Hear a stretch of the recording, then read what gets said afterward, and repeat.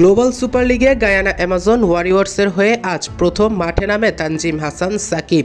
প্রথম ওভারে তুলে নেয় মির্জা বাইকের উইকেট, কিন্তু দ্বিতীয় ওভারে এসেই এক অনাকাঙ্ক্ষিত ঘটনার শিকার হয় তানজিমের বোলিংয়ের পঞ্চমতম বোলিংয়ে অ্যাডাম রসিংটনের গায়ে আঘাত করে। সেখানে আঘাত করার পর রসিংটন সরাসরি পড়ে যায় এবং ব্যথায় কাতরাতে থাকে। যদিও তানজিম সাকিব তাকে বলেছে তিনি ইচ্ছে করে করেননি। এরপর ফিজিওরা এসে প্রায় 5 থেকে 10 মিনিট ধরে রসিংটনকে ঠিক করে। এরপর রসিংটন আবারও ব্যাটিংয়ে নামে। তবে তানজিমের এমন গতিময় বলটা যে রসিংটনের খুব লেগেছে সেটা বোঝাই যাচ্ছে। রসিংটন প্রায় 5 মিনিট মাঠ থেকে উঠে দাঁড়াতেই পারছিলেন না, স্ট্রিটভাবে শুয়েছিলেন মাঠের পিচে এবং কাতরাচ্ছিলেন ব্যথায়। প্রথম ম্যাচে বল হাতে 2 উইকেট তুলে নিয়েছে তানজিম সাকিব। বল করেছে 6 ইকোনমিতে। শেষ ওভার পুরোটাও শেষ করতে পারেনি।